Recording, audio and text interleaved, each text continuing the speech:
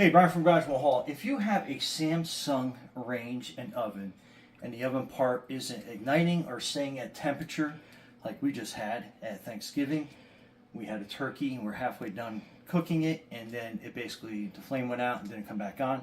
You need this little element igniter. Really pretty simple to put in.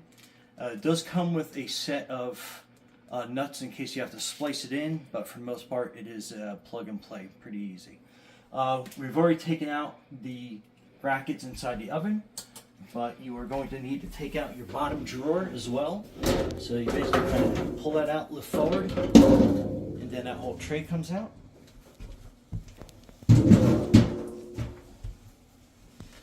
And I'm going to put some towels down so when we get to that point I can easily kneel on it. And then you are opening, quick, that is going to be your model and serial number on your oven. So opening your door, you have 2 screws, and they're basically a P2 size in the back. So we've got to get those out.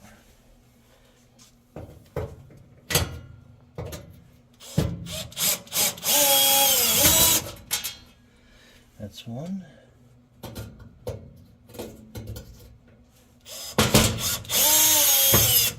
That's 2. And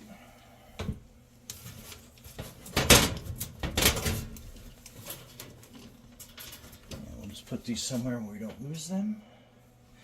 And then you want to tilt forward on this. And that comes out. Great opportunity to clean while we have it out. Okay, next you have your burner tray, which is right here. So those are 2 screws as well.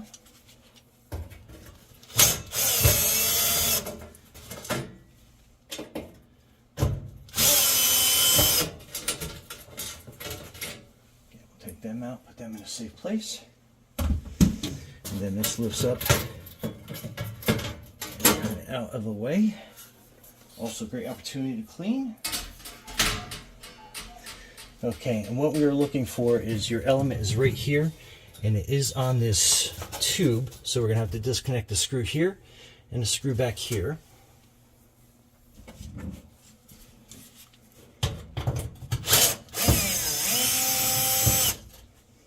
Okay. Again, try to remember the order that you have these in.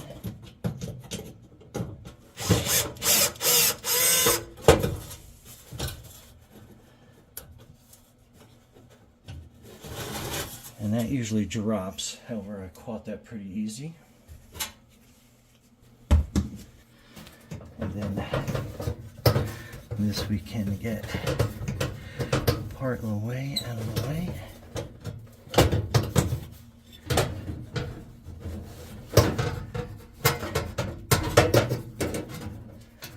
And let's stick in there pretty good. Okay, now we go underneath.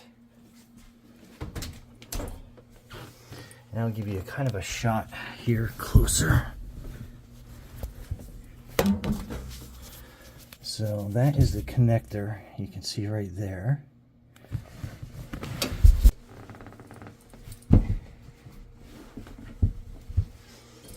Okay, back down here.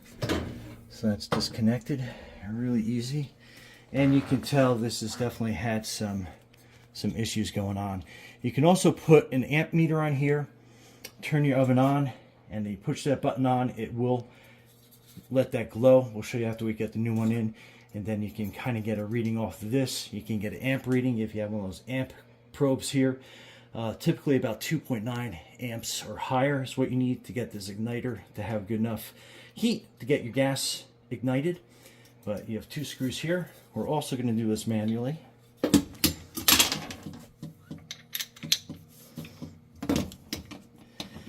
This tends to be a little on the tight side. That was actually pretty easy. And there is a nut on the back, so you can kind of grab that with your hand, or put a little wrench on there if you wanted to. And again, I just put my finger on that. It's not under a lot of tension.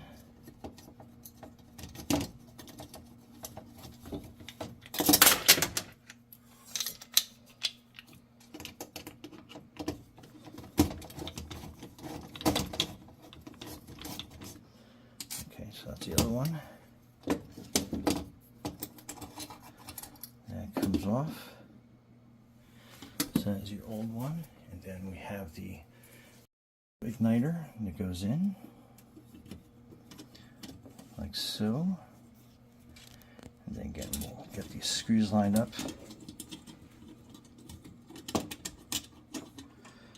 I'll put that nut on the back. And you can hold your finger. Again, it doesn't have to be super tight, just enough that it holds it. And we won't make it super tight yet. We'll take the screw off this one. Same thing. We'll get that line up and in there.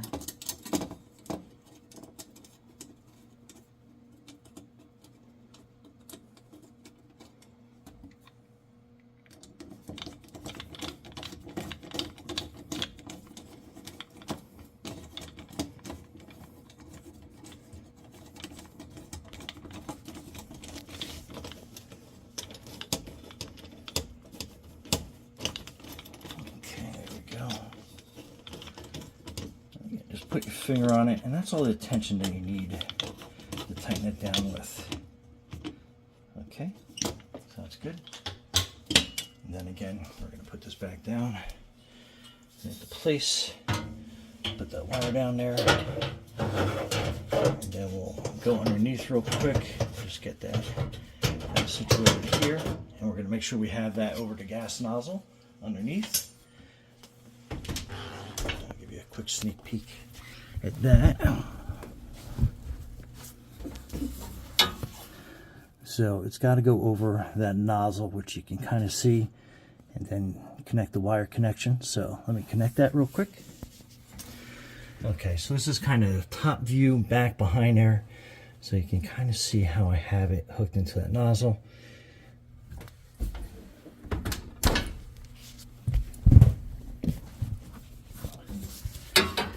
And again, see how now it's sitting on that.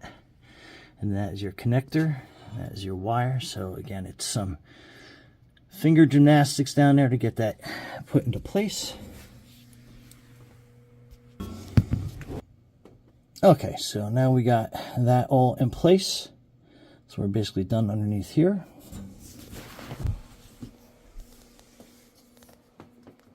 So the end, you got the flat part and the round part, so it only goes on one way underneath.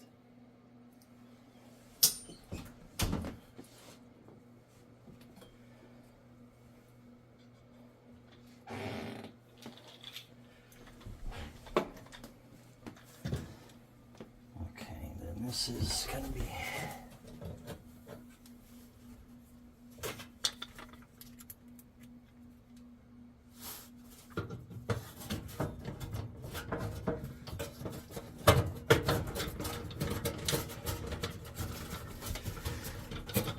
So that's that igniter part. Now we're going to put this one in on the front.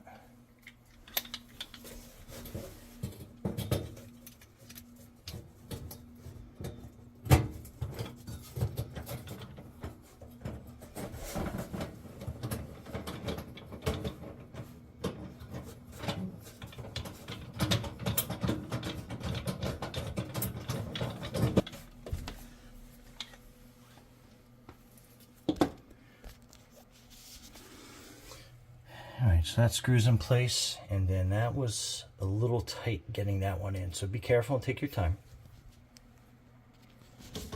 And then what we're going to do is we're going to test the ignition on this by first setting our stove to bake.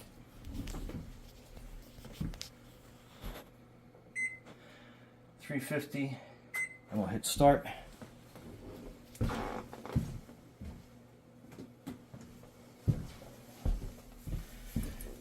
And then again, we'll push this button, and you can see the igniter coming on, and then you'll see the glass or the gas tube light up in a second as soon as it gets up to temperature.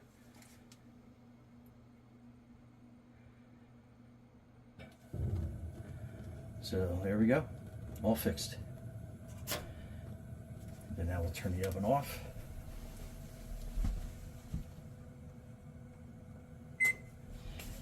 And then that should go off in a quick second.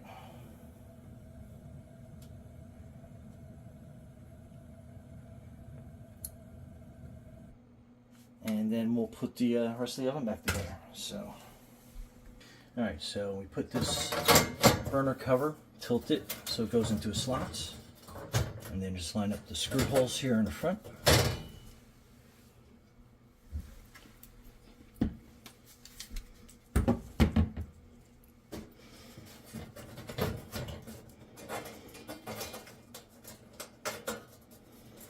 Kind of goes there.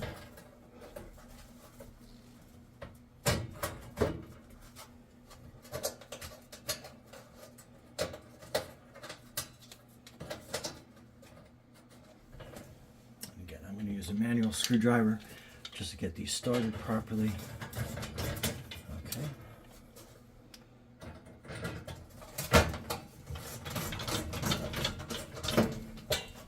Okay, then we'll tighten it down.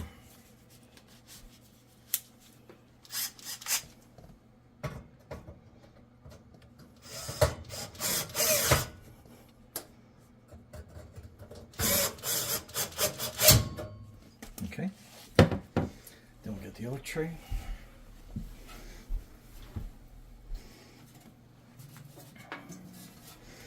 Then this one, get into the slots there. We got the 2 screws.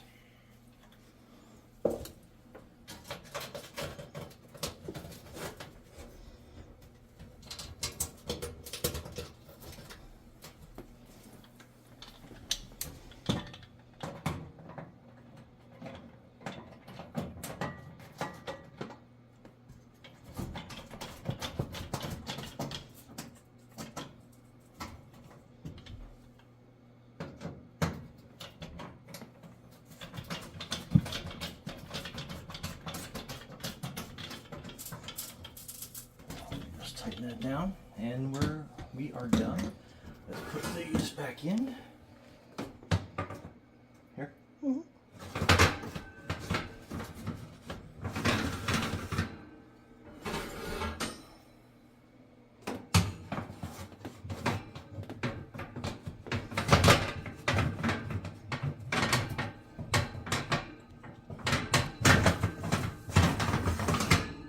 Okay.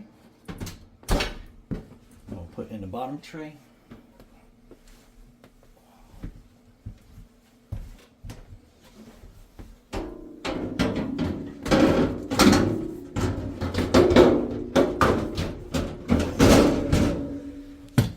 We'll try one more time, make sure everything's working properly.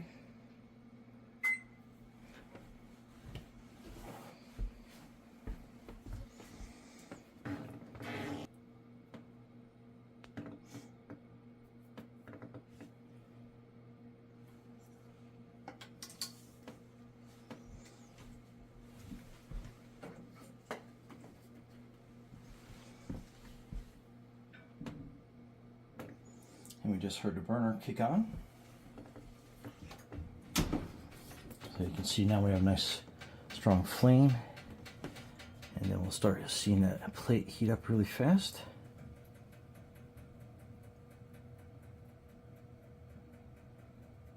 And there we got a good temperature rise.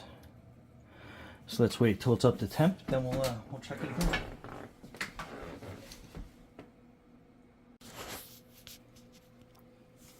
Okay, so we're up to temp, and it took about 5 minutes, so we know the stove is running better now. And then obviously you can tell that that's the back wall where the sensors and stuff are, so good to go. Anyway, Brian from Garage Mahal, thanks for watching, and be safe and happy cooking out there.